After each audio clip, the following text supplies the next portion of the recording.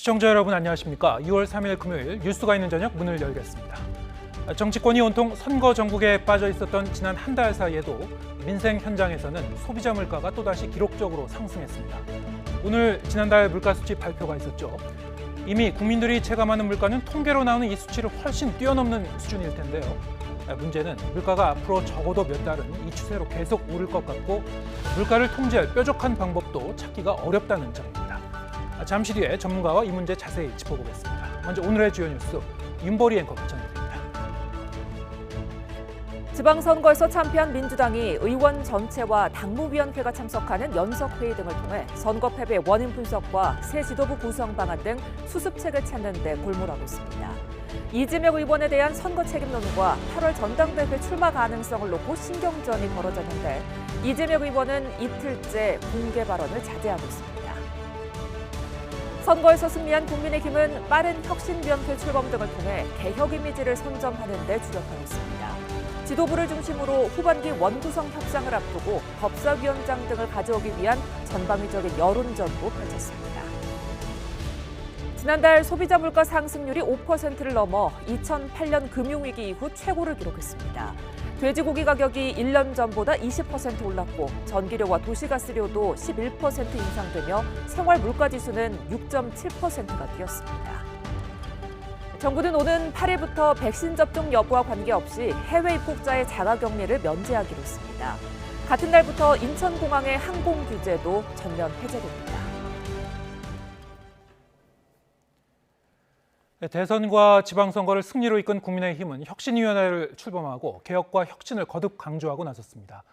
또 후반기 원구성 협상의 핵심인 국회 법제사법위원장을 맡기 위한 공세도 본격화했습니다. 백종규 기자의 보도입니다. 지방선거 압승 이후 국민의힘 이준석 대표는 당 혁신위원회 구성을 공식화했습니다. 민주당이 지방선거 참패로 격렬한 내홍에 빠진 사이 정치개혁과 쇄신을 한 발 앞서 주도해 나가겠다는 포석으로 읽힙니다.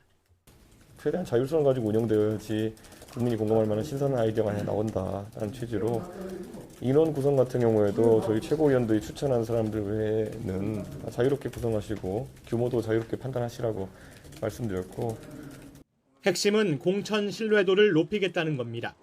최재형 혁신위원장도 전략 공천을 최소화하고 예측 가능한 공천 시스템을 만들겠다면서 최대한 빨리 혁신위를 출범하겠다고 강조했습니다. 소위 말하면은 이해할 수 없는 전략 공천 이런 것들을 최소화해야 되겠죠. 예. 그래서 시스템 안에서 공천 과정이 이루어질 수 있도록 최대한 그렇게 이루어질 수 있도록 노력하겠습니다. 국민의힘은 국회 후반기 원구성 협상을 앞두고 전방위적인 여론전도 시작했습니다. 권성동 원내대표는 민주당이 진정으로 혁신을 원한다면 법사위부터 내려놓아야 한다며 그렇지 않으면 표리부동의 행태라고 지적했고 민주당이 법사위원장 반환 약속을 지키지 않으면 소탐 대실의 결과를 얻을 것이라는 비판의 목소리도 나왔습니다. 지방선거까지 진 마당에 또다시 합의를 어긴다. 그러면 민주당은 정말 자멸의 늪에 더 깊게 빠져드는 결과가 될 것이다. 국민의힘이 선거 직후 빠르게 혁신 카드를 꺼낸 건 잇따른 선거 승리로 당이 자만에 빠지는 것을 경계하겠다는 의도로도 해석됩니다. YTN 백종규입니다. 6일 지방선거 패배 뒤 수습 방안 논의를 위한 더불어민주당 당무위원 국회의원 연석회의가 4시간가량 진행됐습니다. 민주당 오영환 원내대변인은 회의 뒤 취재진과 만나 당이 새롭게 가지 않으면 무너질 수 있는 위기 상황에 인식을 같이 했다면서 성역 없는 무제한 토론으로 계속 논의하자는데 의견을 모았다고 밝혔습니다. 또 특정인에 대한 책임론보다는 스스로 잘못한 절차 과정을 돌아보자는 자성론이 많았다면서 빠른 시일 안에 의원총회를 다시 열어 전체 뜻을 모을 예정이라고 덧붙였습니다. 이런 가운데 더불어민주당 내 친목 모임도 잇따라 해체를 선언했습니다. 민주당 이병헌 의원은 SNS에 이낙연 전 대표를 지지했던 의원들의 친목 모임을 해체하기로 했다면서 이번 결정이 당내 분란의 싹을 도려내고 새로 태어나는 데 도움이 되기를 기대한다고 적었습니다. 이와 함께 정세균 전 총리 측 모임인 광화문 포럼 의원들도 모임을 없애기로 했습니다. 김영주, 이원욱 의원은 국회에서 기자회견을 열고 당의 제거는 모든 계파 정치의 자발적 해체만이 이룰 수 있고 나는 옳고 너는 그르다식의 훌리건 정치를 벗어나는 속에서 가능하다고 강조했습니다. 윤석열 대통령이 오는 10일 여당 지도부를 대통령실로 초청해 오찬 회동을 할 것으로 알려졌습니다. 이 자리에는 권성동 원내대표를 비롯해 최고위원, 정책위 의장, 사무총장 등 당 지도부가 참석할 것으로 전해졌습니다. 이번 회동은 윤 대통령이 지방선거 이후 본격적인 국정운영 드라이브를 걸기 시작하는 시점에서 당정의 원활한 관계를 구축하기 위한 취지로 마련된 것으로 해석됩니다. 자녀 입시 비리 혐의를 받는 조국 전 법무부 장관의 재판이 5달 만에 다시 열렸습니다. 조 전 장관 측은 정경심 동양대 교수의 대법원 유죄 판결에도 여전히 혐의를 부인한다며 핵심 증거인 동양대 PC를 증거로 인정할 수 없다는 주장도 이어갔습니다. 홍민기 기자입니다.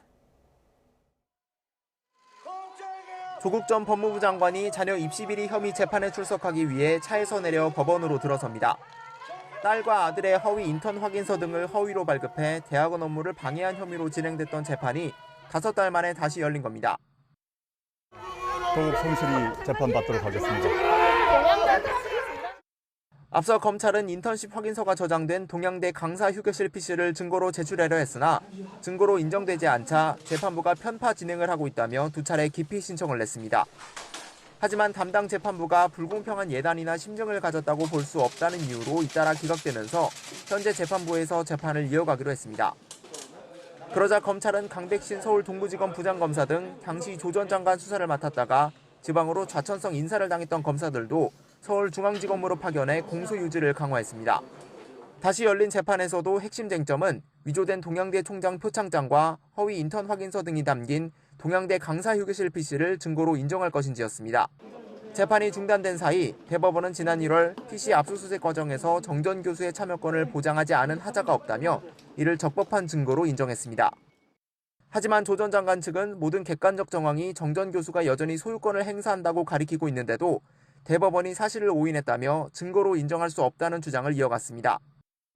또 대법원 판단과 다른 결론이 나더라도 부당하거나 위법한 건 아니라며 이번 재판에서 사실관계를 새롭게 규명해야 한다고 말했습니다. 특히 조 전 장관은 동양대 총장 표창장에 대해선 알지도 못했고 알 수도 없었다며 정 전 교수 가족이라는 이유만으로 검찰이 비리 혐의 공모자로 몰아가고 있다고 주장했습니다. 재판부는 다음 기일에 또 다른 동양대 PC를 검찰에 제출한 자산관리인 김경록 씨를 증인으로 불러 신문할 예정입니다. 조 전 장관 측이 대법원이 확정 판결한 내용까지 다시 따져봐야 한다고 주장하면서 앞으로 이어질 재판에서도 동양대 PC의 증거 능력을 두고 첨예한 공방이 벌어질 것으로 보입니다. YTN 홍민기입니다.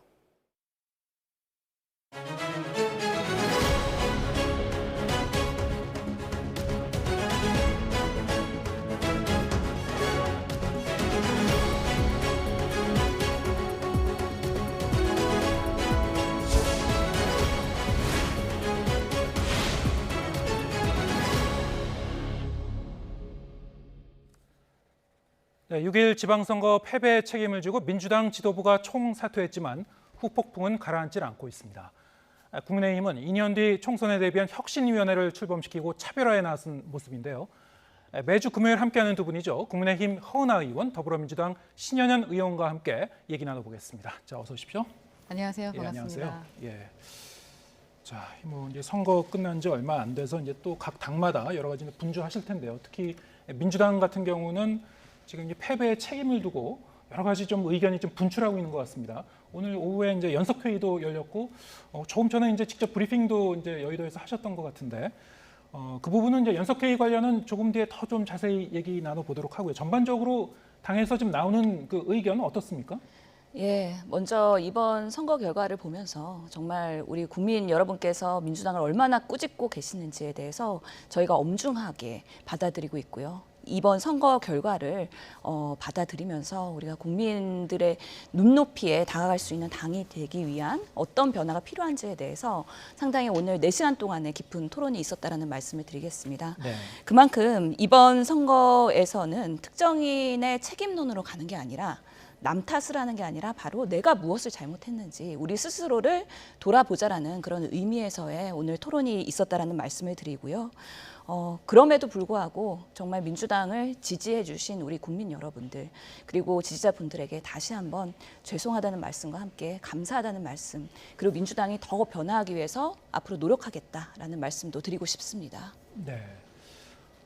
오늘 연석회의 관련 그 내용은 조금 뒤에 좀 더 자세하게 여쭤보겠습니다. 국민의힘 같은 경우는 뭐 압승으로 이제 표현은 됐는데요. 그렇다고 해서 마냥 뭐 웃고 있을 만은 없는 그런 상황 같습니다. 어떻게 보면 더 책임은 더 무거워진 그런 셈이고요. 또 한편에서는 뭐 국민의힘이 잘했다기보다는 민주당이 자멸한 거다 뭐 이런 그 해석도 일각에서 나오고 있고 좀 어떻게 보고 계신지요? 우선은 상당히 두렵다라는 것이 저희 국민의힘 입장입니다. 저희 4년 전만 해도 상상할 수 없었던 일이 벌어지고 있는 것, 국민이 민심이 정말 무서운 거구나라고 느끼게 되고요. 지금 뭐 민주당이 자멸했기 때문에 국민의힘이 이겼다라고 하는데 사실 4년 전엔 반대였죠. 그리고 총선 때도 마찬가지였습니다. 네. 그런데 정말로 국민들이 어느 지점을 바라봐 보시고 계신가라는 것을 저희가 좀 생각하게 되는 그런 선거 아니었나 싶습니다. 다행히도 일하고 싶습니다라고 저희가 말씀을 전해드렸는데 그래 한번 이제 국정을 맡겨봤으니 일을 좀 잘해봐라라고 하면서 좀 응원해 주신 것이 아닌가 싶고요. 네. 국정 지지도가 사실은 지지율이 좀 낮게 시작했던 윤 정부이기 때문에 그래도 이제 믿고는 맡길 수 있다라고 생각해 주신 지점이 아닐까라는 좀 긍정적인 측면은 생각해 볼 수 있겠습니다만 저희가 4년 동안 또 2년 동안 제가 국회에 들어와서 지켜봤던 면은 이제 국민들이 메시지 하나 그냥 그때 말하는 것들만 보고 나서 투표에 임하지는 않으신다라는 거죠. 네. 진짜 일하느냐 그리고 일하는 것을 일관되게 보여줬느냐 정말로 우리를 위해서 일하느냐에 대한 부분을 정말 꼼꼼하게 지켜보시는구나라는 것을 느꼈습니다. 그래서 이제는 말로만이 아니라 행동으로 보여드려야 된다라고 생각해서 저희는 바로 또 혁신위에 대한 이야기도 진행을 했었는데요. 앞으로도 지속적으로 열심히 일하겠습니다. 그리고 4년 뒤에 또 평가 제대로 받도록 하겠습니다. 네. 자, 이제 민주당 같은 경우는 그래도 이 경기도지사 선거에서는 이제 막바지에 극적인 승리를 거뒀죠. 그래서 이제 그 최악의 상황은 좀 피한 셈이기도 한데 그렇기 때문에 이제 이 김동연 이 도지사 당선인의 이제 위상이 당내에서도 이제 상당히 좀 주목받는 그런 상황이 된 것 같고요. 근데 김 당선인 같은 경우에는 이 민주당을 향해서 아주 작심 비판을 했어요. 어떻게 당내에서는 어떻게 받아들여지고 있습니까?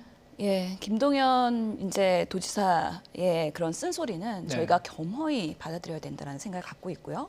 특히 당내에서 이런 작심 발언이나 아니면 쓴소리 하시는 분들이 더 많아지고 그런 의견들이 포용적으로 받아들여져야 된다라는 공감대가 있었다는 말씀을 드립니다. 예. 특히 김동연 그 당선 도지사는 이번 경기도 선거를 보면 실제로 우리 경기도민들께서 김동연은 찍었지만 기초단체장은 국민의힘을 찍었던 교차 투표를 한 현상들이 이번 결과를 통해서 읽혀지고 있습니다. 예. 그만큼 경기도민, 특히 지방선거에서는 지역 주민들이 정말 지역의 일꾼을 뽑았다. 그러면서 인물을 선택했다라는 면에서 감사의 말씀을 드리고요. 김동연 후보가 이렇게 우리 경기도민들에게 실력 있는 유능한 일꾼으로서의 역할을 할 수 있는 기회를 주신 거에 대해서 다시 한번 감사를 드립니다. 우리 당으로서는 이런 김동연 후보가 앞으로 중도 외연 확장을 위한 중요한 그런 자산으로서 활용이 되지 않을까 싶고요. 또 하나의 리더십을 발휘할 수 있는 기대주로서의 자리매김을 할 것으로 생각을 하고 있습니다. 네. 좀 각 당에서 좀 저희가 의미를 두고 네. 주목할 만한 부분을 이제 하나하나 좀 얘기해 나갈 텐데요. 지금 이제 이 김동연 도지사 당선인의 발언에 관해서 이제 짚어봤고 국민의힘 같은 경우는 이번 선거에서 호남권에서 비록 졌지만은 의미 있는 그런 그 수치가 나온 것 같아요. 네, 진정한 젖잘싸. 예. 졌지만 잘 싸웠다라는 게 우리 호남의 후보들 아니었나 하는 생각이 좀 듭니다. 사실 제가 국회에 처음에 들어오면서 바랬던 게 전 국민에게 사랑받는 그런 정당이 됐으면 좋겠다라는 거였거든요. 저희가 워낙에 비호감도가 높았고 정당 지지율이 낮았었습니다. 근데 지금 이제 50%가 넘어간 것을 보면서 진짜 또 한 번 더 두렵더라고요. 그래서 언제나 어떻게 변할지 모르기 때문에 저희가 호남에 기울였던 그 진정성 그리고 일관성 이 부분을 끊임없이 끊임없이 노력해야 되는 하나의 숙제구나라는 생각을 좀 했습니다. 저희 들어와서 정말 호남에 간 시간들이 정말 많았었거든요. 그러면서 문 두드려 닫고 문 좀 열어주세요.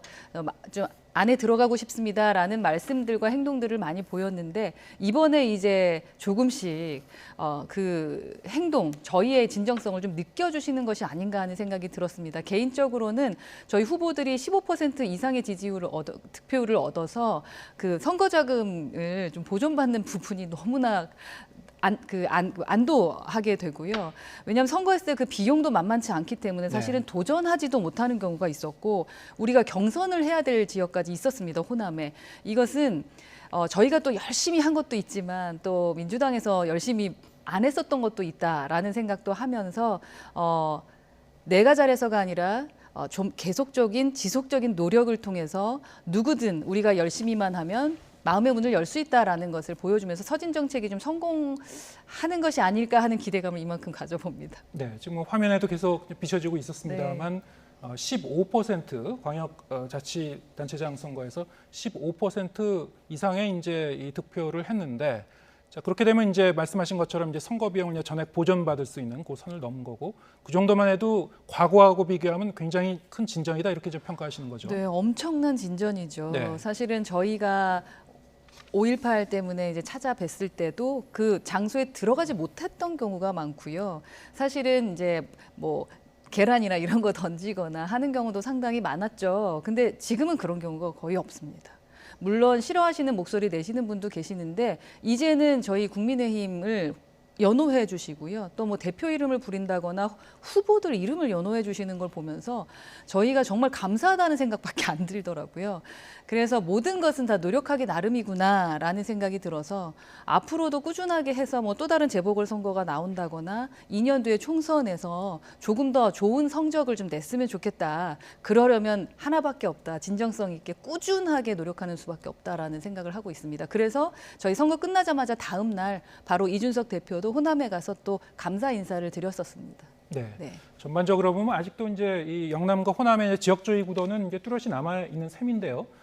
지금 말씀하셨듯이 이제 호남에서 국민의힘 이 후보들이 좀 예상보다 선전했듯이 이 민주당 의원들도 이제 영남에 가서 더 선전하는 그런 양상이 조금씩 더 나왔으면 좋겠고요. 예, 이번에 그래서 저희가 조금 놀라운 것은 경북도지사 후보에서 임미애 후보가 저희가 유일한 여성 광역 단체장 후보였는데요. 목표가 15% 달성이었습니다. 15%, 그런데 20% 이상의 그런 득표율이 나왔기 때문에 저희도 선거비를 보전받을 수 있다는 것 플러스 또 우리도 경북에서 희망이 있다라는 걸 다시 한번 느낄 수 있었기 때문에 저는 이렇게 지역별 정치 이제는 그런 특성을 지향하고 정말 윤석열 대통령도 우리 5.18 때 오셔가지고 여러 가지 그런 호남에서의 또 여러 가지 포용적인 정책을 보여주셨거든요. 이런 앞으로 우리 국민의힘이든 민주당이 나아가야 되는 방향이 아닌가. 그러면서 저희도 영남, 호남 가릴 거 없이 다 같이 열심히 할 수 있는 그런 포용적 정치를 보여드려야 국민들께서도 정치에 대한 신뢰도가 높아지고 또 지지해 주시지 않을까라는 생각을 합니다. 정말 100% 동의합니다. 저렇게 돼야 되는 것 같아요. 그리고 저희가 노무현 대통령 추모식에 갔었거든요. 처음으로 아마 정당에서 갔었던 것 같아요. 저희 보수 정당에서. 그런데 물론 이제 뭐 소리 지르면서 원치 않는 분들도 계셨지만 또 이렇게 환호를 해주시는 분들이 계시는 걸 보면서 그 문화화되는 부분이 상당히 부럽다라는 생각도 들었거든요. 그래서 저희 보수 당의 대통령이셨던 분들의 추모식 때도 민주당도 함께 오셔서 서로 이렇게 융합하고 화합하고 협치하는 모습들을 좀 보여주면 국민들께서 그 정치 혐오가 좀 사라지지 않을까. 그리고 저희가 진짜 일하고 있다라는 것을 믿게 되지 않을까 하는 생각은 듭니다. 그러면서 저희가 한 가지 제안을 드리고 싶은데 지금 문재인 대통령 사저 앞에 이제 양산에서 보수의 분들이 오셔서 상당히 시끄럽게 확성기를 대고서는 비판의 목소리를 하루 종일 내서 지역 주민들이 많이 힘드시거든요. 이런 부분도 국민의힘에서 또 윤석열 대통령이 지향했으면 좋겠다라는 좋은 메시지를 낸다면 또 이제 보수와 진보가 같이 화합할 수 있는 또 통합의 정치 하나의 긍정적인 모습이 아닐까. 이런 부분도 같이 좀 검토를 해주시면 좋을 것 같아요. 예, 지금 뭐 선거 후 얘기를 이제 계속 하고 있습니다만 두 분의 이제 말씀에서 나오는 그런 단어들을 보면은 뭐 화합이라든가 통합 그리고 뭐 겸허함 뭐 그리고 뭐 성찰 이런 그 단어들을 이제 많이 찾아볼 수 있고요. 뭐 각자의 이제 입장과 상황은 조금씩 좀 다릅니다만 어쨌든 그 부분에 대해서 좀 더 구체적으로 얘기해 보겠습니다. 자, 민주당 같은 경우는 이제 선거 패배 이후 앞으로의 이제 당의 이 패배 원인과 이제 향방을 이제 논의하기 위한 연석회의가 오늘 오후에 한 4시간 동안 열렸었죠. 예, 그렇습니다. 네, 어떤 얘기가 구체적으로 오갔습니까? 예, 30여 명의 많은 의원님들이 발언을 충분히 하실 수 있는 오랜만의 기회였다라는 말씀을 드리고요. 예. 실제로 이 선거의 결과를 보면서 저희도 많은 그 충격도 받았지만 그만큼 우리가 그동안 국민들에게 얼마나 멀어졌었는지에 대한 반성의 시간이기도 했습니다. 지금 말씀드린 것처럼 남 탓의 공방으로 가는 게 아니라 나부터 무엇이 잘못됐고 또 어떻게 우리가 보완할까에 대한 고민을 해야 되는 부분 플러스 우리 그동안의 비대위가 여러 가지 역할을 하면서 지도부로서의 공천이나 지선 과정에서의 그런 리더십의 불안정성에 대한 그런 부분에 대한 지적도 있었습니다. 공천 과정에서의 얼마나 투명성 그리고 절차적 정당성이 있었는지에 대해서 다시 한번 우리가 복귀해 볼 필요가 있다는 얘기도 나왔고요. 또 팬덤 정치도 여기까지 끌고 온 것이 우리 정치인들 자체에 우리가 적절한 그런 대응을 하지 못했기 때문에 우리의 잘못이다. 이 부분에 대해서도 성찰하고 대응이 필요하다라는 논의도 있었다라는 말씀을 드리고요. 또 당내에서의 성비 발생에 대해서도 근본적인 부분부터 한번 들여다보자. 그리고 허심탄회하게 논의해보자. 무엇이 문제였는지 어떻게 해결할 수 있을지 앞으로의 재발 방지를 위한 예방책은 무엇인지 당내에서 이제는 건설적인 논의를 해야 되는 그런 시간이 필요하다는 것 때문에 혁신 비대위가 빠르게 만들어지면 이런 모든 패배 요인과 함께 쇄신안 그리고 앞으로 8월 달에 전당대회까지 준비할 수 있는 여러 가지 중요한 역할들을 2, 3개월 안에 해야 되는 상황이다라는 말씀 드리겠습니다. 네. 그러니까 앞으로의 이 어떻게 비대위 이후에 이제 기구를 어떻게 구성하고 꾸려나갈지에 대한 구체적인 논의보다는 전반적인 어떤 이 패배 원인과 앞으로의 방향성을 이제 논의하는 좀 약간 자유 토론 형식의 회의였나 보죠. 예, 그렇습니다. 그래서 그동안에 기회가 별로 없었기 때문에 대선 끝나고 지선이 곧바로 있어서 선거에 곧바로 투입되는 여러 가지 물리적인 한계로 인해서 우리가 생각했던 대선에서의 패배 요인 그리고 문재인 정부의 5년까지 포함을 해서 전반적인 우리 뼈아픈 평가가 필요하다는 오늘 논의가 있었고요. 그런 문제점들을 리스트업하면서 그거에 맞는 쇄신안이 나와야 앞으로 민주당이 정말 바닥부터 다시 시작하면서 나아갈 수 있는 그런 내비게이션의 방향성을 만들 수 있다라는 거에 모든 의원님들이 공감을 하셨다라는 한 가지 의문이 드는 것은 이제 이 공천 과정에서 이제 투명성 그리고 문제점을 다시 한번 복귀할 필요가 있다. 여기에 대해서 이제 논의가 있었다고 하셨는데 그렇게 얘기를 하기 위해서는 결국에는 송영길 전 대표의 이제 서울시장 출마라든가 이재명 의원의 이제 출마라든가 이런 부분이 구체적으로 논의될 수밖에 없는 거 아닌가요? 어떻게 그런 구체적인 얘기는 없었습니까? 오늘은 구체적으로 어떤 부분이 문제였다라고 얘기하기에는 그래도 4시간이 물리적으로 한계가 있었는데요. 예. 추후에 혁신 비대위가 생기고 그다음에 패배 요인을 분석하다 보면 우리가 정말 국민들이 원하는 후보를 냈는지 그런 부분에서의 절차적인 투명성은 있었는지 거기서의 여러 의견들이 다 담겨져서 결론이 났었던 건지에 대한 아마 뼈아픈 또 논의도 해야 우리가 민주당이 다시 거듭날 수 있다라는 지적을 여러분이 하셨다는 말씀을 드립니다. 네, 국민의힘도 짚어보죠. 국민의힘 같은 경우는 바로 이제 혁신위원회 출범을 알렸는데요.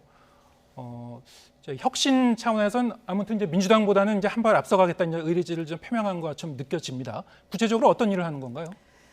기본적으로 조금 전에 말씀하셨던 공천 부분에 대한 투명성이라던가 네. 그런 부분이 아직 시스템화되어 있지 않은 경우가 많지 않습니까? 예. 그래서 정당에 대한 시스템화를 구축하자라는 것이 저희 쇄신의 목표입니다. 그러니까 정치 쇄신이라던가 이런 부분을 하면서 정치인들이 무언가를 내려놔야 된다. 지금까지는 그런 식이었는데 지금은 당의 쇄신이 목표다라는 말씀을 드리고 싶고요. 네. 사실 잘 나갈 때 가장 경계해야 되는 게 자기 스스로를 되돌아보는 부분이라고 생각을 합니다. 그래서 저희 보수 정당도 기본적으로 잘 나갔었을 때 스스로를 돌아보지 못하고 자만해졌었기 때문에 4년 전 4번이나 실패하는 일들이 벌어지지 않았겠습니까? 그래서 앞으로 저희가 잘 나갈 때 성적을 지속적으로 올릴 수 있으려면 지금 시작해야 된다라는 것이 저희 당의 입장이고요.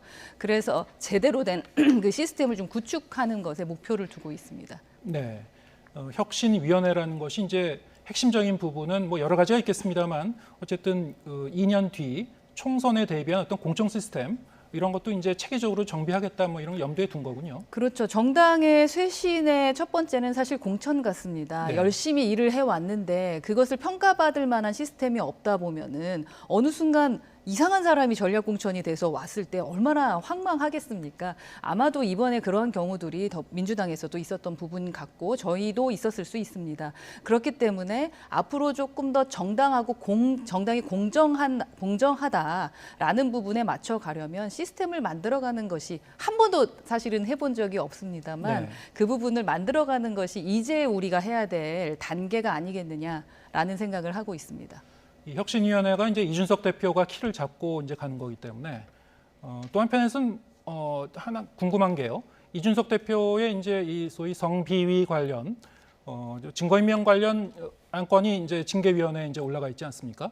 그 부분이 이제 선거 직후에 좀 결과가 좀 나오지 않을까 이런 그 전망도 있었는데 그 부분은 좀 이렇게 보류가 되는 건가요? 당분간 어떻습니까? 그 부분은 그 위원회에 맞춰서 절차에 따라 진행이 될 것 같고요. 예. 혁신위원회와는 전혀 관계가 없다라는 네. 말씀을 드리고 싶고 혁신위원장으로는 최재형 의원이 이제 그 임명을 받으셨기 때문에 진행을 예. 하시게 될 텐데 그에 따라서 지금 말씀드렸던 시스템에 대한 변화들을 이야기할 것이고 예. 그리고 저희가 이제 어떻게 교육시켜 드리느냐, 그 정당인으로서 국민들에게 모범을 보여줄 수 있겠느냐라는 부분에 대한 지금은 자세히 말씀드릴 수는 없습니다만 역시 국민의힘답게 또 변화하고 쇄신하고 있구나라는 걸 느낄 수 있는 부분이 나올 것이라고 생각을 합니다. 예, 네. 알겠습니다. 지금 이제 선거가 끝나고 각 당에서 이 당선인의 이제 면모를 보거나 아니면은 이 선거 이후에 이제 상황을 추스리는 과정에서 말하자면 이 차기 당권을 둘러싼 각 당의 여러 가지 뭐 경쟁이 좀 본격화되지 않을까 이런 추측도 나오고 있고요. 민주당 같은 경우는 지금 어떤 특정인 탓을 하지 말자는 것 자체가 어떤 계파 갈등을 좀 경계하는 그런 목소리로도 들리는데요.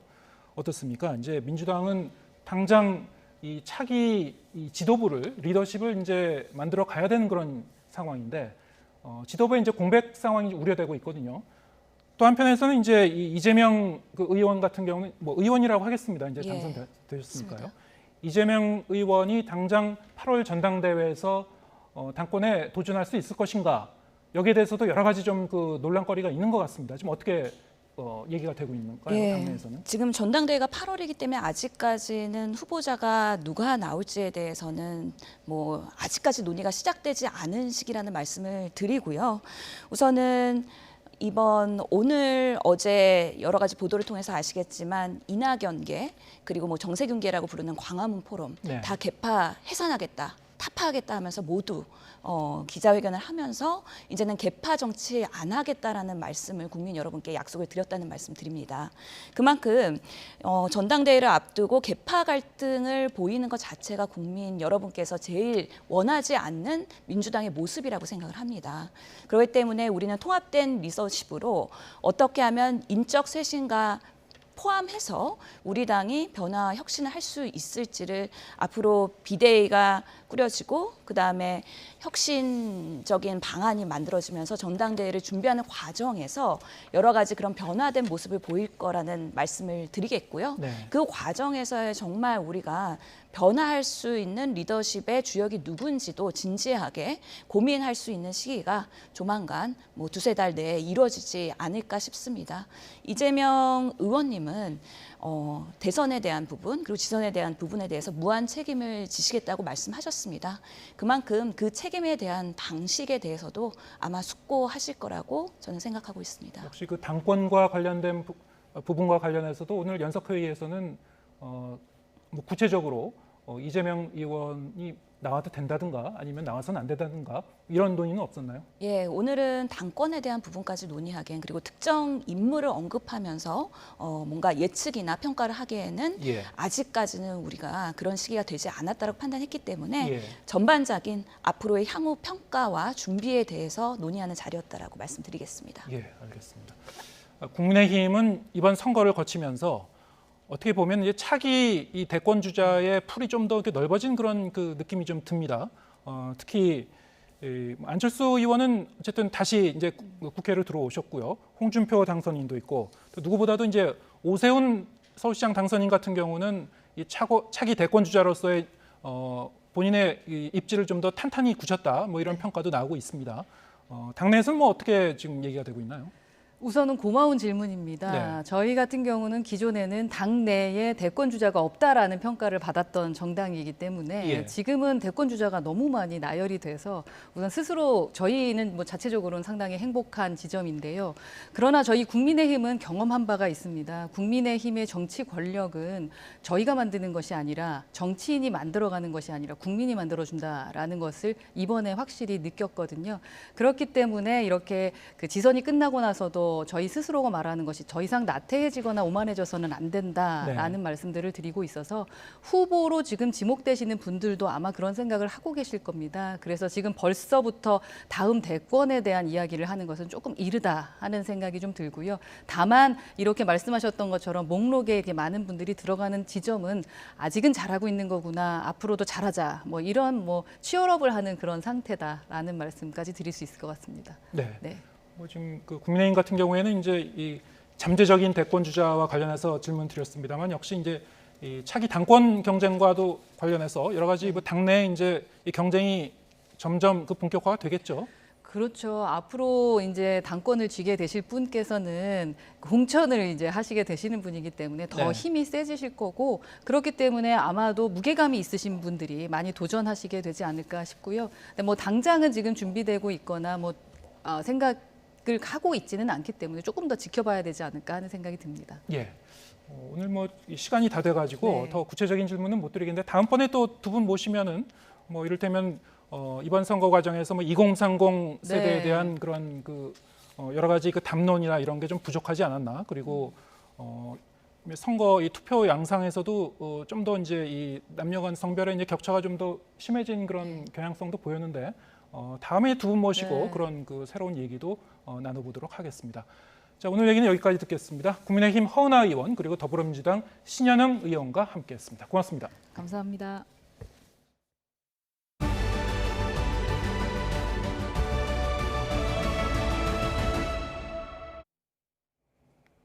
나흘째 들어 꺼진 밀양 산불은 소방용 임도가 없는 사유림에서 발생해 방화선 구축이나 진화대원 진입이 어려웠습니다. 이 때문에 산불 영향구역, 즉 피해 면적이 애초 예상과 달리 올해 들어 발생한 산불 가운데 4번째로 클 정도로 컸습니다. 이윤재 기자입니다.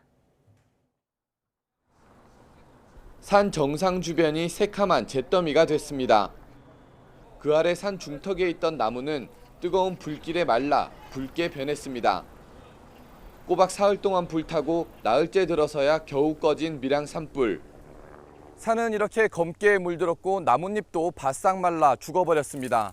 이번 산불로 산림 763헥타르가 이렇게 폐허로 변해버렸는데 산 어디에서도 임도는 찾아볼 수 없었습니다. 임도는 산불이 났을 때 방화선 역할을 하는 동시에 산불 진화 대원과 장비가 진입할 수 있는 중요한 통로가 됩니다. 하지만 밀양 산불 발생 지역은 대부분 개인 소유인 사유림으로 임도가 설치되지 않아 진화에 애를 먹었습니다. 이 지역은 특히 사유림 지역입니다. 임도가 없기 때문에 차량이라든가 인력을 현장에 투입하는 데 상당히 어려움을 겪었습니다. 산불 현장을 발로 뛰며 불을 끈 진화대원도 접근이 어려운 탓에 작업 강도가 더 높았습니다. 이게 산세도에 험한 부분은 있는데 낙엽들이 많이 쌓여 있습니다. 이게 두텁게 쌓여 있다 보니까 우리가 산을 올라갈 때 미끄러진다든지 이런 부분들이 많았습니다. 비단 밀양만의 문제는 아닙니다. 우리나라 임도 밀도는 1헥타르에 3.66m로 독일이나 오스트리아와 비교하면 7% 정도이고 가까운 일본과 비교해도 4분의 1 수준에 그칩니다.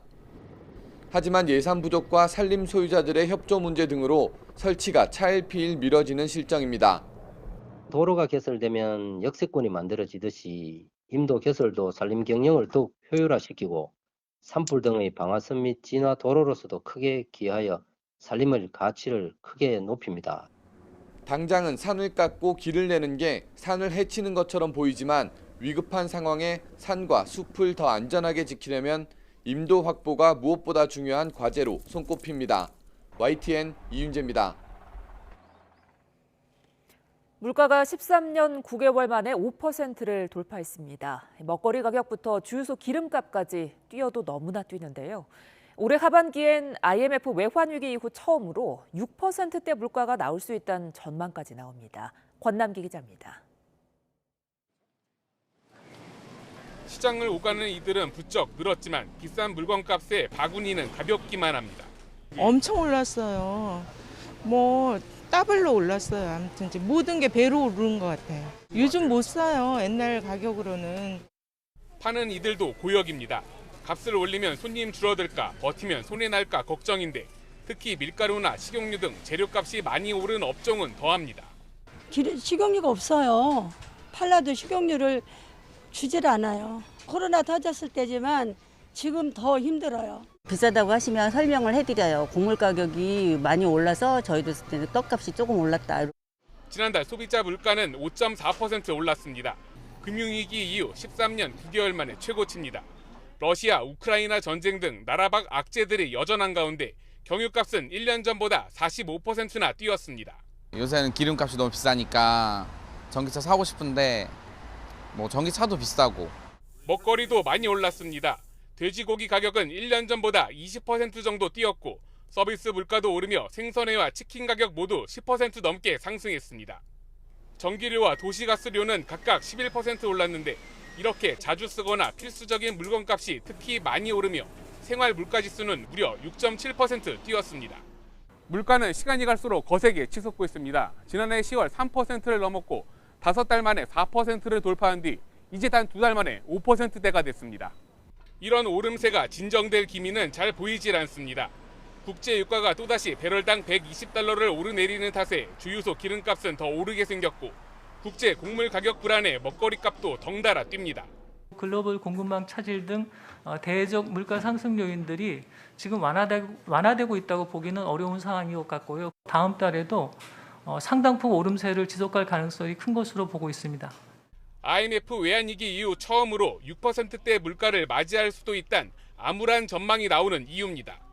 YTN 권남기입니다.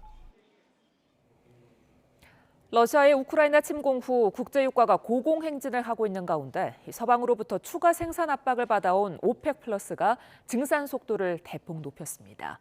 이번 결정으로 유가 상승과 인플레이션 압력이 어느 정도 해소될 것으로 전망됩니다. 강성옥 기자입니다. 석유 수출국 기구 오펙과 러시아 등 주요 산유국들의 협의체인 오펙 플러스가 화상으로 정례 회의를 열었습니다. 이번 회의에서 오는 7, 8월 하루 64만 8천 배럴 증산하기로 합의했습니다. 이번에 합의한 증산량은 기존 방침보다 50%가량 늘어난 규모입니다. 전달 증산량은 하루 43만 2천 배럴이었습니다. 오펙 플러스 회원국 가운데 증산 여력이 있는 사우디와 아랍에미리트, 쿠웨이트 등의 원유 생산이 늘어날 것으로 예상됩니다. 시장에서는 이번 오펙 플러스의 추가 증산 결정은 예상하지 못한 진전이라고 높게 평가했습니다. 백악관은 대변인 성명을 통해 오펙 플러스의 중요한 결정을 환영한다며 사우디가 주도하는 산유국들이 이번 합의를 위해 역할을 한 것을 알고 있다고 밝혔습니다. 외신들은 그동안 증산에 부정적이었던 사우디의 변화는 지난 2년 동안 얼어붙었던 미국과의 관계를 녹일 수 있는 신호가 될 수 있다고 해석했습니다. 로이터는 사우디가 생산량을 늘린다면 조 바이든 미국 대통령의 사우디 방문 가능성도 더욱 커질 것이라고 분석했습니다. 미국과 사우디의 관계는 지난 2018년 10월 사우디 반체제 언론인 자말 카슈크지가 터키 이스탄불의 사우디 영사관에서 무참하게 살해된 사건 이후 경색돼 왔습니다. YTN 강성욱입니다. 네, 지난달 소비자 물가가 5.4%를 기록하면서 약 14년 만에 가장 큰 상승폭을 보였죠. 물가 상승이 언제까지 계속될지 또 우리 경제에 얼마나 영향을 미칠지 정철진 경제평론가와 관련 내용 짚어보겠습니다. 자, 안녕하세요. 네, 안녕하십니까. 네. 자, 5월 소비자 물가 5% 돌파. 자, 이 5%라는 숫자가 이게 상당히 좀 의미가 있는 숫자 같은데요. 네. 이 2008년 8월 이후 가장 높은 수치인데 2008년 8월이라고 하면은 세계 금융위기가 오기 직전인 거죠. 그렇습니다. 약간 좀 찝찝한 그런 네. 데자뷰를 느끼게 하는데요. 이제 지난 5월입니다. 5.4%의 소비자 물가 상승률이었는데 앞자리가 5자가 언제였나를 쭉 찾아보니까 네. 2008년 8월이었습니다. 당시가 5.6%의 소비자 물가 상승률이었었고요. 그때도 기억을 더듬어 보면 이제 물가 너무 높다. 당시의 주택담보대출 금리가 한 연 7% 이상 됐었을 때였었습니다. 예. 그런데 8월, 그다음 9월, 10월에 바로 리먼 브러더스가 부도가 나면서 세계 금융위기가 찾아왔죠. 뭐 딱 그렇게 된다는 건 아니지만 저 5%가 주게 되는 소비자 물가 상승률이요. 우리에게 좀 두려움, 공포스러움은 분명히 있는 겁니다. 특히 지금 상황별로 좀 보면 이제 시작은 먹거리와 에너지, 즉 국제 유가와 곡물 가격 상승으로 이제 시작은 했지만 네. 지금 보면 전방위적으로 다 오르고 있거든요. 이것은 이미 먹거리와 에너지 물가가 사회 곳곳으로 다 전염이 됐다라고 볼 수가 있겠고요. 지금 뭐 생활 물가 지수 6%대, 신선지품 지수, 뭐 특히 보시면 저기 서비스 물가 중에 외식 물가가 많이 올랐어요. 7.4%입니다. 평균이 7.4라면은요. 뭐 갈비탕이라든가 냉면이라든가 품목별로는 거의 20% 가까이 오른 그런 외식 그 상품도 있다 이렇게 보면 될 것 같고요. 실질적으로 우리가 보통 소비자 물가 외에 먹거리와 에너지, 그러니까 석유가하고 먹거리를 뺀 근원 물가 지수라는 걸 따로 내거든요. 네. 그게 4.1%.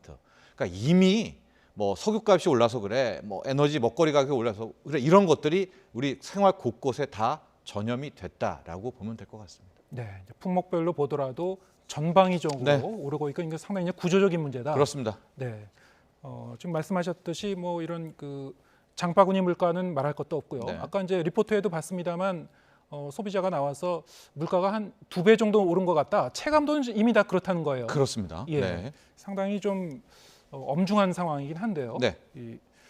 자, 문제는 이런 그 물가 상승세가 당분간 지금 계속될 것 같다는 거죠. 그렇습니다.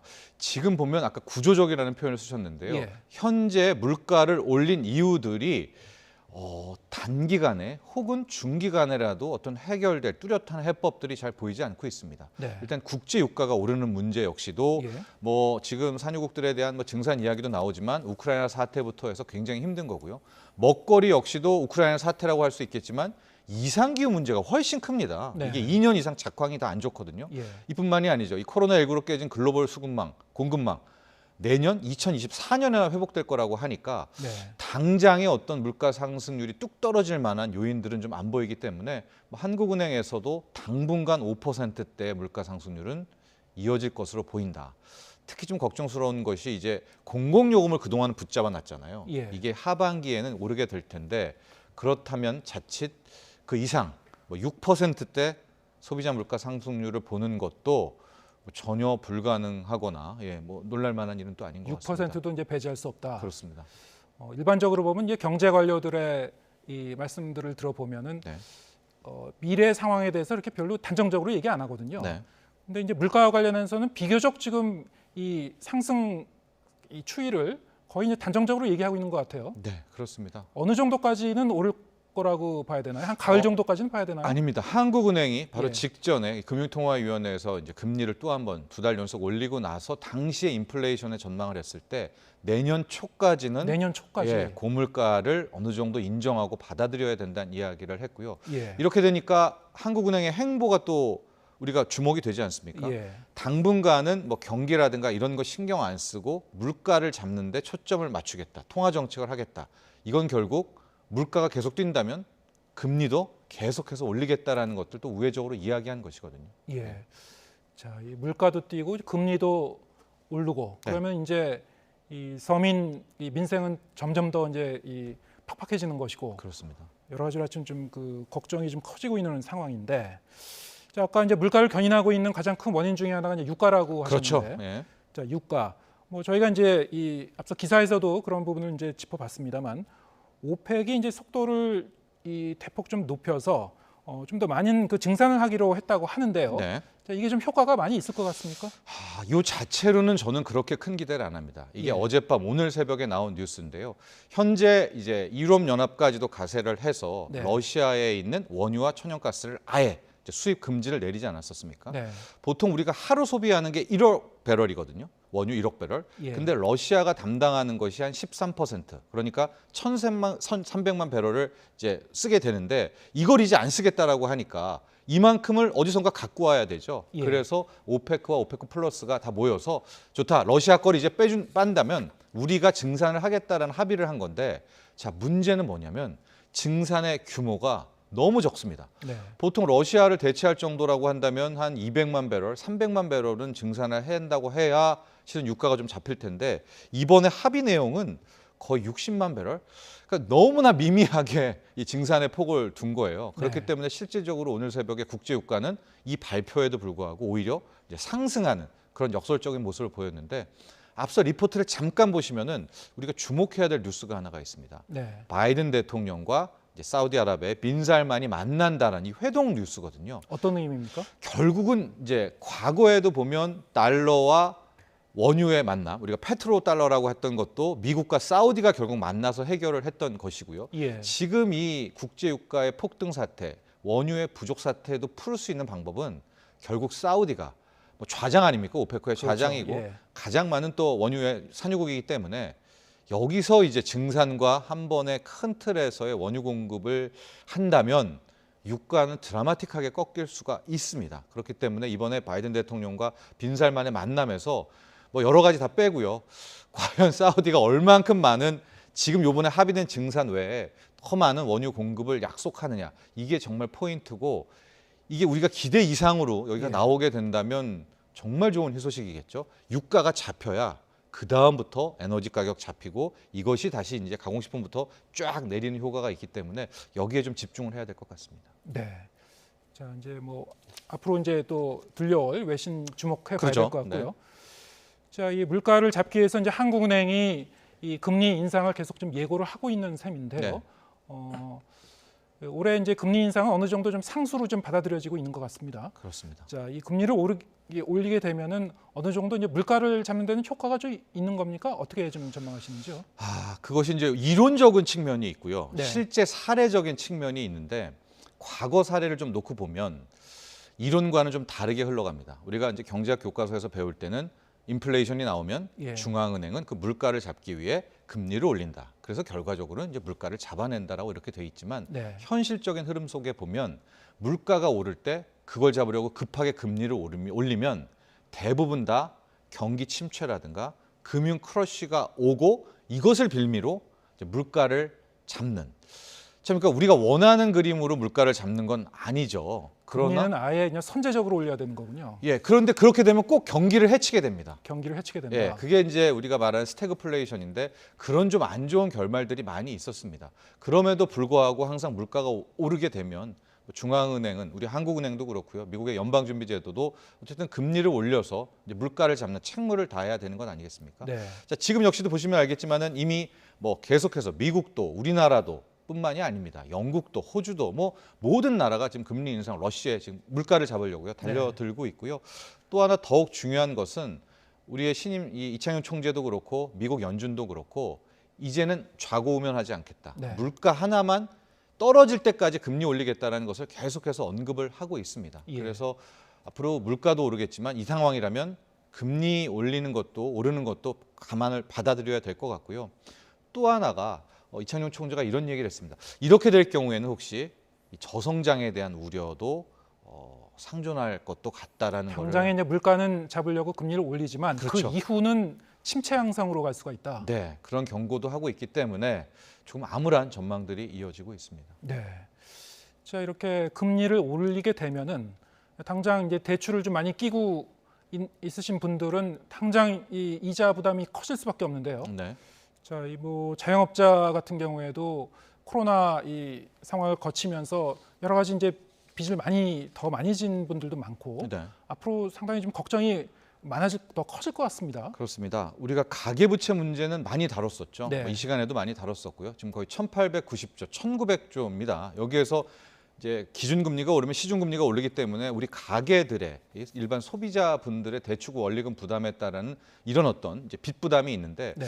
현재 1차적으로 먼저 타격할 때는 오히려 가계부채보다는 방금 말씀하신 산업대출 쪽이다. 산업대출. 예, 산업대출은 크게 이제 뭐 제조업, 서비스업, 업별로 이제 대출액을 포함하고 있기 때문에 기업과 소상공인들, 자영업자가 이제 같이 빌린 액수라고 볼 수가 있을 텐데 지금 잠정적으로 한 1,600조라고 보여지는데 문제는 그 절대 규모도 문제지만 월별로 이 산업부채, 이 산업대출 늘어나는 것들을 보면 과연 저 액수를 빚이라는 건 갚아야 끝나는 거 아니겠습니까? 그렇죠. 부실 없이, 연체 없이 갚아낼 수 있을까라는 이제 그런 우려가 커지고 큰 틀에서 저기에는 나오지 않지만 이 자영업자, 소상공인 부채만 따로 떼어놓고 보면 코로나19 2년 반 동안에 거의 200조 이상이 폭증을 했거든요. 200조요? 그렇습니다. 300조에 육박할 정도로 폭증을 해버렸기 때문에 과연 이것이 연착륙할 수 있을까라는 이 금리 인상기에 그래서 지금 많은 또 전문가들의 걱정은 아마적으로 금리 인상에 따라서 이 빚 타격, 부채 타격의 1차 고리는 소상공인 부채, 자영업자 부채가 아닐까 이제 그런 전망들을 많이 하고 있거든요. 그래서 뭐 당국에서도 뭐 신용 대사면, 비탄감, 뭐 구조 채무 구조조정 이야기가 나오는 것이 예. 그만큼 지금 힘든 대목이다 이렇게 볼 수 있습니다. 거기에 더해서 지금 그 코로나 상황에서 이 당국에서 금융 지원을 해줬었던 그 부분이 그 기간이 좀 지나버리면 네. 정말 굉장히 그 어려운 상황이 올 수도 있을 것 같습니다. 그렇습니다. 네. 예. 뭐 금융당국이나 이제 정부 당국에서도 이런 부분 좀 주의 깊게 봐야 될 부분 같고요. 네. 정부가 이제 앞서 물가 안정 대책을 발표를 했는데, 자 이게 이제 앞서 그 손실보상급 지급과 맞물려서 네. 돈이 워낙 이제 많이 풀리기 때문에 물가 안정시키는데 여러 가지 좀 그 상사가 되지 않겠느냐, 예, 이런 걱정도 있죠. 그렇죠. 일단 손실 이제 보상금과 보전금 중에서 손실 보전금은 이제 풀려서 이제 집행이 이미 되고 있습니다. 예. 손실 보상금은 아마 이제 신청이 돼서 석 달 후 정도가 될 것 같고요. 합쳐서 아마 현금입니다. 거의 현금이죠. 이게 시중에 풀린 돈이 26조입니다. 그러니까 26조가 거의 3개월 내에 풀리게 되니까 당연히 이 돈들은 또 물가를 자극할 수밖에 없는데 네. 여기에 대해서 당국은 우선 이 부분은 따로 떼어놓자. 코로나19 동안에 너무나 많은 이제 자영업자, 소상공인들의 피해가 있으니까 뭐 물가 이런 거와 상관없이 먼저 좀 회생하는 쪽으로 가자라고 이제 선을 그었고요. 그 다음에 우리가 많이 포인트를 맞추는 것이 민생 안정 프로젝트가 나왔던 거죠. 엊그제 네. 나왔던 것. 이제 크게 세 가지였었고 내용을 좀 보면 이제 먹거리 물가 안정을 하겠다. 또 생계비를 좀 부담을 경감하겠다. 주거 안정, 주거 관련 비용을 좀 낮추겠다라고 했는데 그 면면을 좀 보면 저는 이런 뭐 명칭을 붙이고 싶어요. 요즘 영혼을 끌어 모아서 한다라는 그런 얘기가 드는데 영끌 물가 대책이다. 그러니까 할 수 있는 것들은 다 때려 넣기는 했는데 실은 지금 나오고 있는 인플레이션의 문제가 해외발, 그렇죠?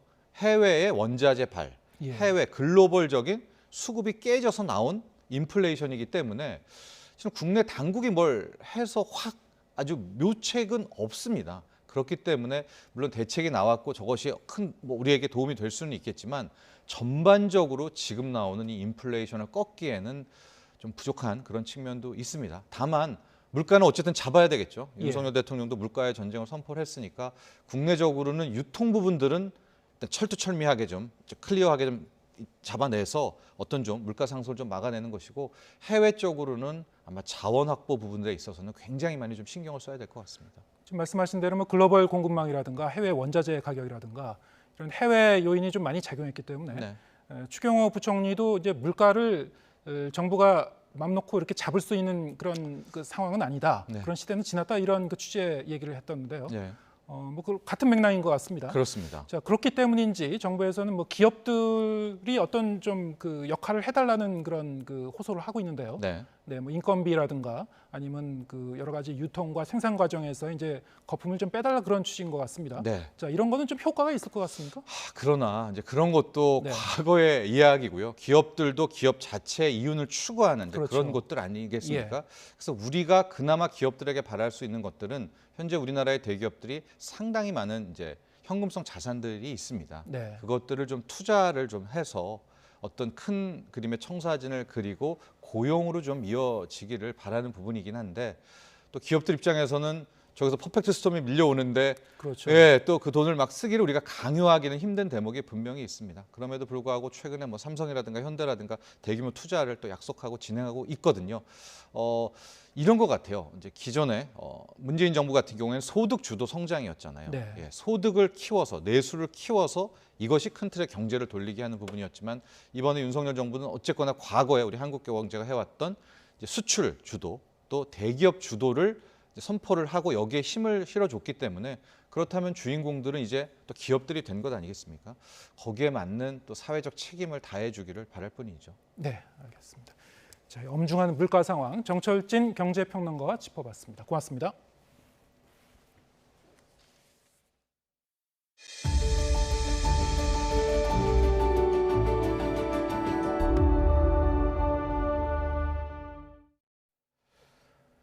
지난 2018년에 출범한 사회적 참사 특별조사위원회가 다음 주 위원들의 임기가 끝나면서 사실상 활동이 종료됩니다.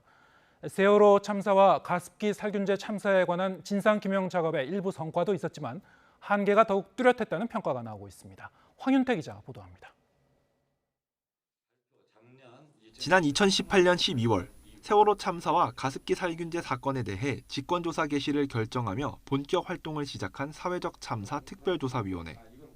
활동 기간을 연장해가며 3년 6개월 동안 진상조사에 주력한 결과 나름의 성과도 거뒀습니다. 세월호 참사 당시 CCTV 데이터를 복원해 사고 당시 모습을 일부 확인했고 가습기 살균제 사건에 대한 청문회를 열어 제조 판매 기업들의 사과를 받아내기도 했습니다. 다시 한번 가습기 살균제로 인해서 고통받고 계시는 피해자분들과 가족분들께 진심 어린 사과를 드립니다. 그러나 한계도 뚜렷했습니다. 세월호 CCTV 조작 의혹과 고 임경빈 군 구조지연 의혹 등을 제기했지만 검찰 수사에서 모두 근거가 부족하다는 결론이 내려졌고 세월호 침몰 원인을 두고는 과적이나 평형수 부족 등에 따른 내인설과 잠수함 충돌에 의한 외력설 등을 두고 지금까지 논쟁 중입니다. 잠수함이면 되게 중요한 엄중한 참사고 잠수함이 아니면 엄중한 참사가 아닌가? 오히려 난 이렇게 반문을 하고 싶어요. 가습기 살균제 사건에 대해선 피해 구제가 이루어지지 않아 지금도 피해자들이 민간기구인 조정위원회 앞에서 시위를 이어가고 있습니다. 특히 지난 2020년 특별법 개정으로 진상규명조사 권한마저 없어져 가습기 살균제 사건 관련 활동은 이미 2년 전 종료된 거나 다름없는 상황입니다. 조금이라도 목소리를 내줬었더라면 사참위한테 조금 걸었었을 텐데 그런 것들을 못 해줬기 때문에 뭐 사참위가 없다 한들. 사참위는 압수수색 영장 청구권 등 강제 수사 권한도 있었지만 3년 넘는 활동 기간 단 한 번도 사용하지 않아 제대로 활용하지 못했다는 평가도 나옵니다. 권한의 한계는 좀 아닌 것 같아요. 왜냐하면 수사권, 기소권 몰랐을 때는 그게 필요하다고 생각을 했지만 과연 이게 제대로 쓰여질까? 사참위는 오는 7일 세월호 침몰 원인에 대한 최종 보고서를 채택한 뒤 조사위원 임기 만료 하루 전인 9일 대국민 보고대회를 열어 최종 조사 결과를 발표할 계획입니다. 조사 활동 종료 이후에는 국회와 대통령 집무실에 제출할 보고서 작성에 집중하게 돼 더 이상의 진상규명은 어려워졌다는 평가가 나옵니다. YTN 황윤태입니다. 백신을 맞지 않은 해외 입국자들의 일주일 격리 의무가 오는 8일부터 사라집니다. 인천국제공항의 항공 규제도 모두 풀어서 코로나 이전처럼 되돌리기로 했습니다. 기정훈 기자가 보도합니다. 금요일 0시 기준 코로나 신규 환자는 12,542명. 지난주 금요일보다 4천여 명, 2주 전보다 12,000여 명 줄면서 금요일 기준으로 1월 21일 이후 19주 만에 최저치를 기록했습니다. 환자가 줄면서 병상 가동률도 10% 수준까지 내려와 여유로운 수준입니다. 안정적인 방역 상황과 여유 있는 의료 대응 여력에 힘입어 답답하던 하늘길이 열립니다. 그동안 백신 미접종자가 해외에서 입국할 때 7일간 격리 의무가 적용되었지만 6월 8일부터는 접종 여부와 무관하게 격리 의무가 없어집니다. 지금까지는 백신을 맞지 않은 입국자는 7일 동안 자가 격리해야 했는데 이젠 접종력 관계없이 격리 의무가 모두 사라집니다. 지난 1일 입국자 검사 횟수를 줄이고 어린이 격리 면제 대상을 확대하는 등 규제를 완화한 데 이어 일상 회복의 폭을 넓혀 불편을 줄이겠다는 겁니다. 독일과 영국, 덴마크 등 여러 나라가 격리를 해제하는 것과 발을 맞추는 의미도 있습니다. 또 인천공항의 항공 규제도 8일 전면 해제됩니다. 시간당 항공기 도착 편수 제한, 비행 금지 시간 등 2020년 4월부터 시행하던 규제를 2년 2개월 만에 모두 풉니다. 인천공항에 시간당 내리는 비행기 편수는 코로나 이전 수준으로 늘어나고 비행 금지 시간도 사라져 24시간 운영됩니다. 일상 회복과 휴가철을 맞아 여행 수요는 느는데 항공권이 모자라 가격이 치솟는 불편을 해소하기 위한 조치입니다. 다만 규제를 풀더라도 방역에 허점이 생기지 않도록 최소한의 검사는 유지합니다. 다만 신종 변이 유입을 관리하기 위하여 입국 전 후의 검사는 종전처럼 유지됩니다. 입국 전에는 PCR 또는 전문가용 신속항원 검사 결과를 제출하여야 하고 입국 후에는 3일 이내에 PCR 검사를 받으셔야 합니다. 정부는 늘어날 입국객 수를 고려해 검역정보 사전입력 시스템인 Q코드 이용을 적극 권장하는 한편 신고 내용을 간소화해 입국 대기 시간을 단축하기로 했습니다. YTN 기정훈입니다. 코로나19로 우울감을 느끼는 우울 위험군이 성인 5명 중 1명 가까이 되는 것으로 나타났습니다. 앞선 조사 때보다는 줄기는 했지만 코로나19 이전과 비교하면 여전히 높아서 정부가 심리 지원을 강화하기로 했습니다. 이영원 기자입니다. 코로나19로 우울감을 느끼는 사람이 여전히 많은 것으로 나타났습니다. 지난 3월 실시한 코로나19 국민 정신건강 실태조사에서 우울 위험군은 18.5%에 달했습니다. 전국 성인 2천여 명을 대상으로 코로나 발생 초기부터 분기별로 진행해온 조사인데 지난해 3월 22.8%까지 치솟았던 우울 위험군 비율이 12월 18.9%에 이어 이번에는 더 떨어진 겁니다. 감소세긴 하지만 코로나19 발생 이전에는 이런 비율이 3.2%에 불과해 여전히 높은 수준입니다. 극단적인 선택을 생각한 비율도 11.5%로 코로나 이전 4.6%와 비교하면 높았습니다. 이 같은 부정적인 지표는 30대, 특히 소득이 줄어든 경우 높게 나타났습니다. 활동이 많고 특히 대면 서비스를 하는 이런 직종 또 그런 부분들이 이제 어쨌든 경제적인 타격을 많이 받다 보니까 경제적인 원인이 가장 큰 원인인 것 같고요. 이번에 처음 조사한 외상 후 스트레스 장애 위험군 비율은 12.8%로 집계됐습니다. 코로나19로 가까운 사람이 숨지거나 확진 격리되는 것을 경험한 경우 이 비율은 21.6%까지 올라갔습니다. 이런 상황에 도움을 받을 수 있는 정신건강 서비스에 대한 인지도는 18%에 그쳤습니다. 이에 정부는 지역사회 중심의 심리 지원과 관련 홍보를 강화하기로 했습니다. 지역사회 정신건강복지센터를 통해 정신건강 정보의 제공이나 상담, 대면 프로그램을 강화하고 심리상담 한라인 1577-0199 등 정신건강 서비스에 대한 홍보도 강화하여 또 찾아가는 마음 안심 버스를 늘리는 등 사회적 거리 두기에 제한적으로 운영했던 대면 서비스를 확대할 방침입니다.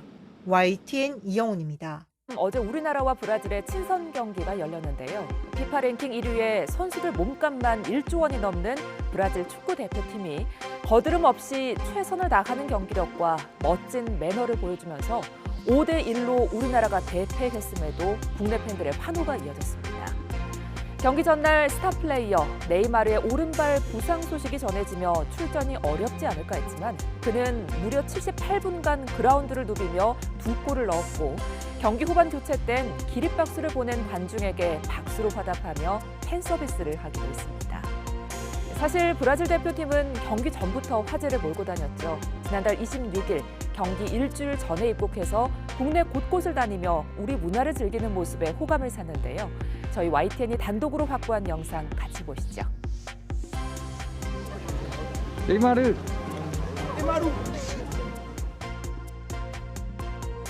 재밌다는 듯 개구지게 따라갑니다. 아이스크림을 먹으며 걷는 모습, 그리고 다음 날엔 놀이공원을 찾아 추러스를 먹으며 다니는 게 너무 친근하죠. 소리를 지르며 놀이기구를 타고 기념사진을 찍은 모습을 네이마르는 자신의 SNS에 직접 올리기도 했습니다. 네, 지금 즐겁게 놀이기구를 타고 나는 누구, 여긴 어디? 네, 정말 즐거워 보이죠? 국내 팬들은 이렇게 브라질 대표팀이 우리나라를 즐기는 모습이 마치 수학여행 온 학생들 같다며 흐뭇해했는데요. 즐거운 수학여행이 끝나고 시작된 어제 경기.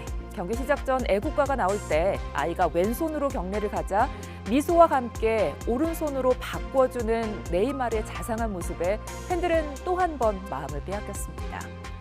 경기 중엔 손흥민 선수가 넘어지자 걱정된다는 듯 다가가 무릎을 꿇고 팔을 뻗는 모습에 따뜻함도 느껴졌는데요.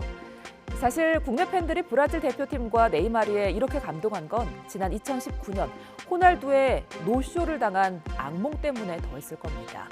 당시 우리 형이라 불릴 정도로 국내 팬들의 큰 사랑을 받던 호날두. 하지만 단 1분도 경기에 뛰지 않고 출국한 뒤 SNS엔 중국에 대한 인사만을 남겨 국내 팬들은 분통을 터뜨렸죠. 그에 반해 네이마르는 경기 후 외신 인터뷰에서도 한국 팬들의 응원이 경이롭다며 감사 인사를 하고 자신의 SNS에 손흥민 선수와 유니폼을 교환한 사진, 그리고 한국에 대한 감사를 전했는데요. 따뜻하고 친근한 모습, 그러면서도 최선을 다하는 월드스타 네이마르의 모습에 국내 팬들은 그를 이제 새로운 우리 형으로 부르기 시작했습니다.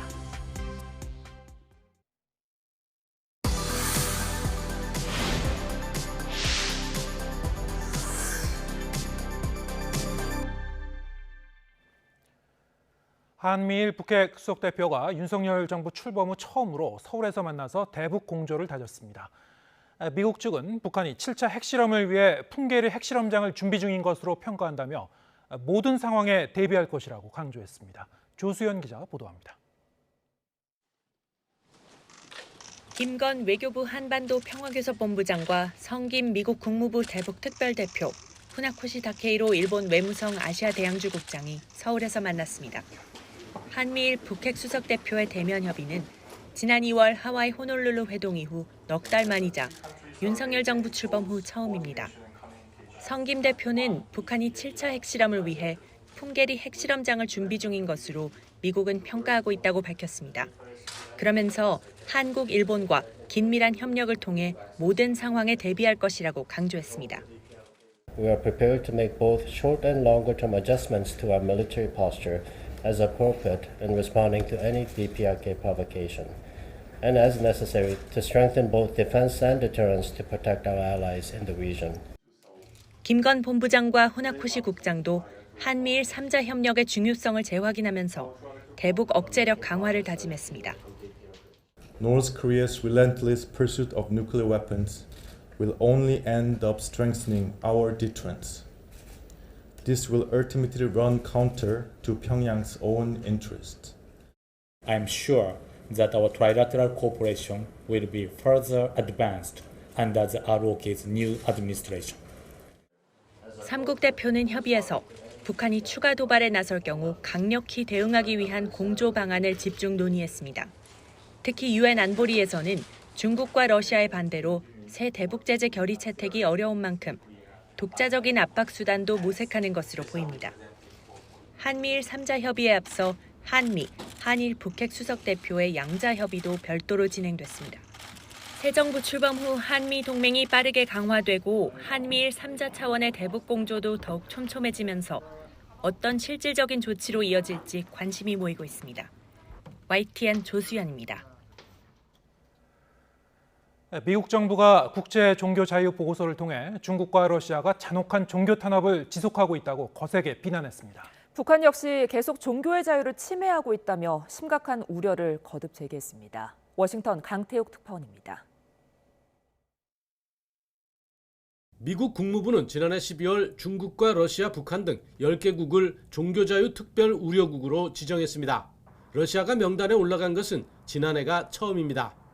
블링컨 국무장관은 중국이 무슬림 위구르족과 기타 소수 종교 집단에 대한 집단 학살과 탄압을 지속하고 있다고 비난했습니다. 그러면서 100만 명 이상의 위구르족 등이 신장 강제 수용소에 구금돼 있고 종교 신자들에 대한 체포도 이어지고 있다고 설명했습니다. PRC continues to harass adherents of other religions that it deems out of line with Chinese Communist Party doctrine, including by destroying Buddhist, Christian, Islamic, and Taoist houses of worship. 라샤드 후세인 국제종교자유 대사는 러시아에 대해 지난해 처음으로 특별 우려국에 지정된 이후에도 이를 바로잡기는커녕 오히려 종교자유 침해를 배가하고 있다고 비판했습니다. 특히 러시아 법원은 종교자유를 구가하려는 이들에게 연일 과도한 징역형을 부과하고 있다고 지적했습니다. The world clearly sees through this lie and is instead witnessing Russia's brutal suppression, including suppression of religious leaders and the appalling destruction of religious sites. 미국 정부는 또 20년째 특별 우려국인 북한에 대해서도 우려를 제기했습니다. 지난해 12월 유엔 총회에서 인권 결의안이 채택됐지만 북한의 침해는 조직적이고 광범위하다고 비판했습니다. 특히 종교적 이유로 사형시키고 인권을 침해하는 것은 매우 심각하다고 우려했습니다. 이런 가운데 미국 해군은 2년마다 하는 림팩 훈련을 올해 세계 최대 규모로 실시합니다. 대중국 견제협의체인 쿼드 회원국은 물론 중국과 영유권 분쟁 중인 남중국해 나라와 유럽과 중동 국가들도 참여하는데 중국과 러시아에 대한 무력 압박의 의도도 있는 것으로 보입니다. 워싱턴에서 YTN 강태욱입니다. 러시아 침공으로 시작된 우크라이나 전쟁이 100일째를 맞았습니다. 젤렌스키 우크라이나 대통령은 국토의 약 5분의 1이 러시아에 점령됐다며 불굴의 전투 의지를 보이고 있고 불리해진 상황에 푸틴 러시아 대통령 최측근은 또다시 핵전쟁으로 위협했습니다. 이종수 기자입니다. 우크라이나 수도 키이우 중심 독립광장에 공습경보가 울려 퍼집니다. 이 러시아 공습으로 시작된 참혹한 전쟁으로 지난주 유엔 추산 우크라이나 민간인 사망자는 4,100여 명에 이릅니다. 이 가운데 어린이가 260여 명입니다. 이재민은 800만 명, 난민은 650만 명에 이릅니다. 나토는 러시아군 7,000에서 15,000명이 사망한 것으로 추산했는데 미 뉴욕타임스는 이미 지난 4월에 우크라이나군 사망자 수가 5,500명에서 11,000명으로 전했습니다. Поэтому результаты этой атаки, в первую очередь, конечно, шокировали и разгневали украинцев, поскольку они стали жертвами этих ударов. 한반도 면적의 절반 정도 되는 우크라이나 국토의 5분의 1이 러시아에 점령됐다고 젤렌스키 대통령은 피해를 호소했습니다. 러시아는 지금까지 3,600여 개 거주 지역을 점령했지만 우크라이나는 이들 가운데 1,000여 곳을 수복하는 등 끊임없는 격렬한 전투로 전황이 계속 변하고 있습니다. 코미디언 출신 풋내기 정치인에서 불굴의 지도자로 거듭난 젤렌스키 대통령은 끊임없이 무기 지원을 호소하며 결사항전 의지를 불태우고 있습니다. Україна сьогодні – це щит Європи. Але до кожного щита потрібні мечі. Я сподіваюся, що і це чудово розуміє. 당초 예상과 달리 장기전에 접어들면서 초조해진 러시아는 또다시 핵 위협에 나섰습니다. 푸틴 대통령의 최측근인 메드베데프 국가안보회의 부의장이 알자지라 방송과의 인터뷰에서 핵전쟁이 불가능하다고 말하는 것은 오산이라고 말했습니다.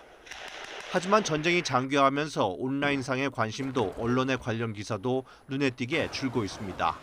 이러면서 전 세계가 우크라이나의 고통에 무뎌질 수 있다는 우려가 나오고 있습니다.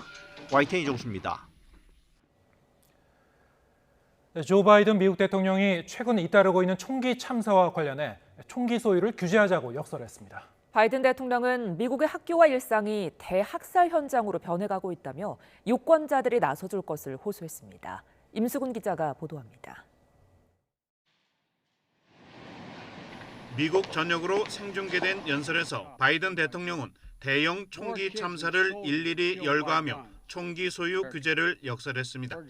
그는 지난달 24일 텍사스주 초등학교 총격 참사 이후 20건의 총격으로 4명이 더 숨졌다며 미국이 킬링필드가 되고 있다고 강조했습니다. There are too many other schools, too many other everyday places that have become killing fields, battlefields here in America. 바이든 대통령은 현재 총기 구매가 가능한 연령을 18살에서 21살로 올려야 한다고 제안했습니다. 또 자동 소총 등 공격형 무기와 대용량 탄창 판매 금지, 범죄 전력자의 총기 접근 등을 막아야 한다고 촉구했습니다. 이어 총기 규제에 반대하는 미 공화당을 비양심적이라고 비판하며 유권자들이 심판할 것을 주문했습니다. I know how hard it is. but I'll never give up.